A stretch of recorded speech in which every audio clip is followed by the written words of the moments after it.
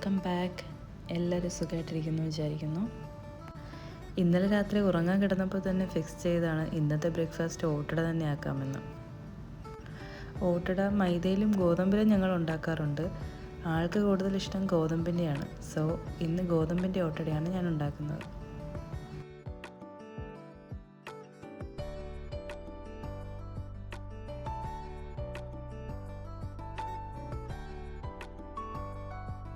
ശർക്കരയ്ക്ക് പകരം പഞ്ചസാര ചേർക്കുന്നവരും ഉണ്ട്. നിങ്ങളവിടെയൊക്കെ എങ്ങനെയാണ്? കമൻറ്റിൽ പറയണേ. കല്യാണം കഴിഞ്ഞതിന് ശേഷമാണ് ഓട്ടടയൊക്കെ ഞാൻ ബ്രേക്ക്ഫാസ്റ്റായിട്ട് കഴിച്ചു തുടങ്ങിയത്. എൻ്റെ വീട്ടിൽ കൂടുതലും ഈവനിങ് സ്നാക്സ് ആയിട്ടാണ് ഇതൊക്കെ ഉണ്ടാക്കിയിട്ടുള്ളത്. ഞാൻ സ്വന്തമായി ബ്രേക്ക്ഫാസ്റ്റൊക്കെ ഉണ്ടാക്കാൻ തുടങ്ങിയപ്പോൾ എനിക്കും തോന്നി തുടങ്ങി, ഇത് കൊള്ളാം, ബ്രേക്ക്ഫാസ്റ്റായിട്ട് ഉണ്ടാക്കാൻ ഇത് വളരെ ഈസിയാണ്. അങ്ങനെ ഒരു ഈസി റെസിപ്പിക്ക് എന്തായാലും ഈ ഓട്ടട നമുക്ക് പ്രിപ്പയർ ചെയ്യാവുന്നതാണ്. ഈ ഓട്ടടയ്ക്ക് അങ്ങനെ വല്ല റെസിപ്പിയോ ഇൻഗ്രീഡിയൻസോ ഒന്നിൻ്റെയും ആവശ്യമില്ല. ഞാൻ നേരത്തെ പറഞ്ഞ പോലെ തന്നെ നമുക്ക് ഗോതമ്പിലും മൈദയിലും ഇത് ഉണ്ടാക്കാം. കുറച്ച് മാവെടുത്ത് അതിലേക്ക് ആവശ്യത്തിന് ഉപ്പ് കലർത്തിയ ഇളം ചൂടുള്ള വെള്ളം ആഡ് ചെയ്ത് മിക്സ് ചെയ്തെടുക്കുക. ഞാനിപ്പോൾ ഈ വീഡിയോയിൽ കാണിച്ചിരിക്കുന്ന പരുവത്തിന് മാവ് സെറ്റ് ചെയ്തെടുക്കുക. ഇനി ഒരു പ്ലേറ്റ് എടുക്കുക. ഞാനിവിടെ എടുത്തിരിക്കുന്ന ഒരു സ്റ്റീൽ പ്ലേറ്റാണ്. ഇങ്ങനെയൊക്കെ ചെയ്യുമ്പോൾ എനിക്ക് സ്റ്റീലാണ് കൂടുതൽ കംഫർട്ട്. അതിലേക്ക് കുറച്ച് എണ്ണ തടവിയിട്ട് ഈ മാവ് കുറേശ്ശെ നമ്മൾ പരത്തി കൈ കൊണ്ട് പരത്തി എടുക്കുക. ഞാൻ ഈ വീഡിയോയിൽ കാണിച്ചിരിക്കുന്ന പോലെ പരത്തി ഒരു നല്ലൊരു ഷേപ്പിന് റൗണ്ടാക്കി എടുക്കുക. തേങ്ങയും ശർക്കരയും ഏലക്ക പൊടിച്ചതും കൂടി ആഡ് ചെയ്തിട്ടുള്ള മിക്സ് അതിലേക്ക് സ്റ്റഫ് ചെയ്തെടുക്കുക. ശേഷം ഒരു പാൻ വെച്ച് ലോ ഫ്ലെയിമിലിട്ട് നല്ലപോലെ തിരിച്ചും മറിച്ചുമാക്കി കുക്ക് ചെയ്തെടുക്കുക. ഞാനിവിടെ കുറച്ച് നെയ്യ് കൂടി അതിൽ ചേർത്ത് കൊടുക്കുന്നുണ്ട്. അത് ഓപ്ഷണലാണ്, നിങ്ങൾക്ക് വേണമെങ്കിൽ ചെയ്താൽ മതി. അപ്പോൾ ഇത്രയേ ഉള്ളൂ ഓട്ടടയുടെ റെസിപ്പി. വളരെ ഈസിയാണ്. ഒരു ബ്രേക്ക്ഫാസ്റ്റ് ആയിട്ട് നമുക്ക് പെട്ടെന്ന് തന്നെ തയ്യാറാക്കാൻ പറ്റുന്ന ഒന്നാണ്.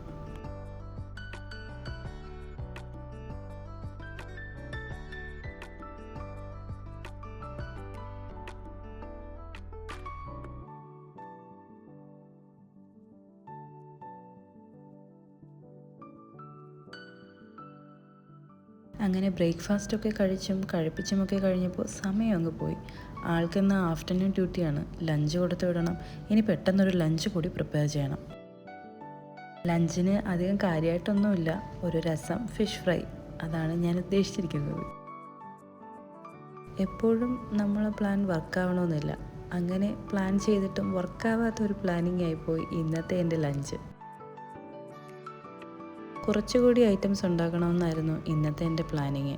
പക്ഷേ ബ്രേക്ക്ഫാസ്റ്റ് ടൈമിൽ സൊറ പറഞ്ഞിരുന്ന് സമയം അങ്ങ് പോയതറിഞ്ഞില്ല. ഇനിയിപ്പോൾ തീരെ സമയമില്ല.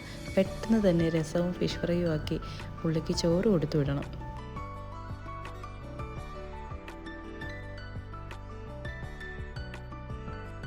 ഈ രസത്തിൻ്റെയും ഫിഷ് ഫ്രൈയുടെയൊന്നും റെസിപ്പി ആർക്കും വേണമെന്നില്ലല്ലോ. എല്ലാവർക്കും അറിയാവുന്ന ഈസി സിമ്പിൾ റെസിപ്പീസാണ് ഇതിനൊക്കെ ഉള്ളത്. അതുകൊണ്ട് അതൊന്നും പറഞ്ഞ് ഞാൻ വെറുതെ ലാഗ് അടുപ്പിക്കുന്നില്ല.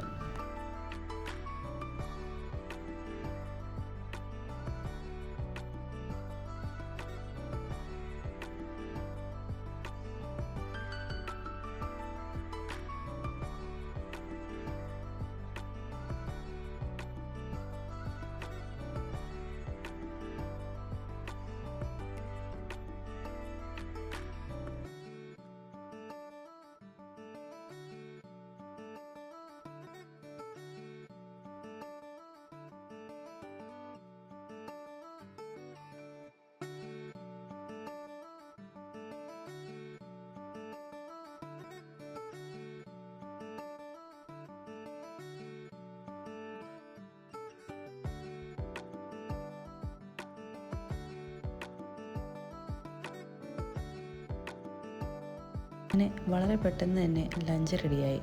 ഇനിയിപ്പോൾ അത് പാക്ക് ചെയ്ത് കൊടുത്തു വിടണം.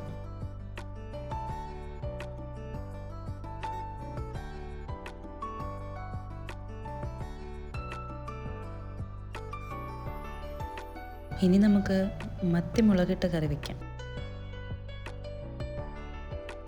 ഇതുകൂടി ആക്കി വെച്ച് കഴിഞ്ഞാൽ ഇനി നൈറ്റിൽ അധികം പണി കാണില്ല. ഇച്ചിരി സമയമെടുത്താലും ഉച്ചയ്ക്ക് തന്നെ എല്ലാ പണിയും തീർത്ത് വെച്ചാൽ പിന്നെ കുറേ നേരം വെറുതെ ഇരിക്കാമല്ലോ. അങ്ങനെ ഒരുപാട് നേരമൊന്നും കിട്ടില്ല. എൻ്റെ സമയം പോക്കിനായി ഇവിടെ വേറെ 2 പേരും കൂടി ഉണ്ടല്ലോ. അവരെനിക്ക് എന്തെങ്കിലുമൊക്കെ പണികൾ തന്നുകൊണ്ടേയിരിക്കും. ഈ കറി ഞാൻ എൻ്റേതായ രീതിയിലാണ് വെക്കുന്നത്. വലിയ മാറ്റങ്ങളൊന്നുമില്ല, എന്നാൽ ചെറിയ ചെറിയ മാറ്റങ്ങളുണ്ട്. ഒന്നുമില്ല, ചട്ടി ചൂടാകുമ്പോൾ കുറച്ച് എണ്ണ ഒഴിച്ച് അതിലേക്ക് കടുക് ഉലുവ ഇട്ട് പൊട്ടിച്ച് ഇഞ്ചി വെളുത്തുള്ളി പച്ചമുളക് കറിവേപ്പില ഇട്ട് നല്ലപോലെ വഴറ്റി ശേഷം കുറച്ച് സവാള, വളരെ കുറച്ച് സവാള ഇട്ട് അതും നല്ലപോലെ വഴറ്റി അതിലേക്ക് കുറച്ച് മുളക് പൊടി മഞ്ഞൾപ്പൊടി കുറച്ച് വെള്ളവും ചേർത്ത് നല്ലപോലെ മിക്സ് ചെയ്തിട്ട് അതുകൂടി അതിലേക്ക് ആഡ് ചെയ്യുക. ഇനി കുറച്ചുകൂടി വെള്ളം അതിലേക്ക് ആഡ് ചെയ്ത് നല്ലപോലെ ഒന്ന് കലക്കി മിക്സ് ചെയ്തെടുക്കുക. അത് നല്ലപോലെ മിക്സ് ആയതിനു ശേഷം തക്കാളി കുറച്ച് വെള്ളം ഒഴിച്ച് മിക്സിയിൽ ആട്ടിയത് ഒന്നൊഴിച്ചു കൊടുക്കുക. ഇനി അതിലേക്ക് കുറച്ചുകൂടി വെള്ളം ആഡ് ചെയ്ത് പാകത്തിന് ഉപ്പ് ചേർത്ത് കുറച്ച് പുളി കൂടി ഇട്ടിട്ട് അതിലേക്ക് നല്ലപോലെ മിക്സ് ചെയ്ത് ക്ലോസ് ചെയ്ത് ഒരു മീഡിയം ടു ഹൈ ഫ്ലെയിമിൽ ഇട്ട് നല്ലപോലെ ഒന്ന് തിള വരുന്നവരെ കുക്ക് ചെയ്യുക. കറി നല്ലതുപോലെ തിളച്ചതിന് ശേഷം ക്ലീനാക്കി കട്ട് ചെയ്ത് വെച്ചിരിക്കുന്ന ഫിഷ് അതിലേക്ക് ആഡ് ചെയ്യുക. ഇനി വീണ്ടും ക്ലോസ് ചെയ്ത് മീഡിയം ടു ലോ ഫ്ലെയിമിൽ വെച്ച് നല്ലപോലെ കുക്ക് ചെയ്യുക. കറി നല്ലതുപോലെ തിളച്ച് വന്നതിന് ശേഷം പാകത്തിന് ഉപ്പ് പുളി എന്നിവ കൊണ്ടുവന്ന് നോക്കുക. ഇനി തുറന്നു നോക്കുമ്പോൾ ഇതുപോലെ എണ്ണ തെളിഞ്ഞിട്ടുണ്ടെങ്കിൽ നമ്മുടെ കറി പാകമായി. ഇനി കുറച്ച് കറിവേപ്പില കൂടെ അതിലേക്ക് ആഡ് ചെയ്താൽ നമ്മുടെ മത്തി മുളകിട്ട കറി റെഡി. അങ്ങനെ കിച്ചൺ പരിപാടികളൊക്കെ കഴിഞ്ഞു. ഇനി ഫുൾ ക്ലീനിങ് ആണ്.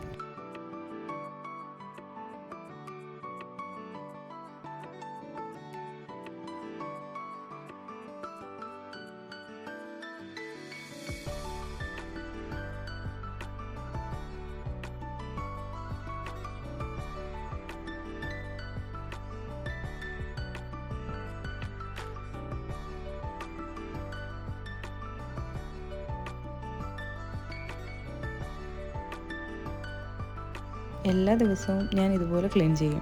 കുറച്ച് സമയം കഴിഞ്ഞ് പോയി നോക്കുമ്പോൾ പഴയ പോലെ ആക്കിയിടും രണ്ടുപേരും കൂടി.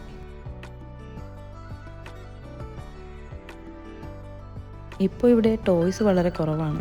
ഓൾഡ് ടോയ്സ് എല്ലാം ഞാൻ ഒഴിവാക്കി. അതുകൊണ്ട് ക്ലീനിങ് കുറച്ചുകൂടി എനിക്ക് ഈസിയായി. ഇല്ലെങ്കിൽ അത് പറക്കിയെടുത്ത് നടന്ന് തന്നെ കുറേ ടൈം അങ്ങനെ പോകും.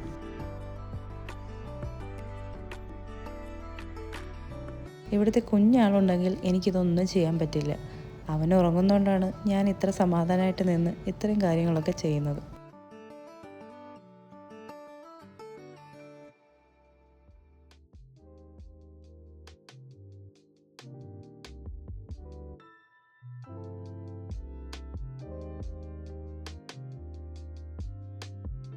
അവൻ ഉറങ്ങുന്നതുകൊണ്ടാണ് റൂമിൽ ലൈറ്റ് പോലും ഇടാതെ പെട്ടെന്ന് ക്ലീൻ ചെയ്ത് അവിടെ നിന്ന് ഞാൻ ഇറങ്ങിയത്. അങ്ങനെ ക്ലീനിങ് ഒക്കെ കഴിഞ്ഞു. ഇനി വാഷ് ചെയ്ത തുണികളെല്ലാം ഒന്ന് ഡ്രൈ ആക്കാൻ ഇടണം.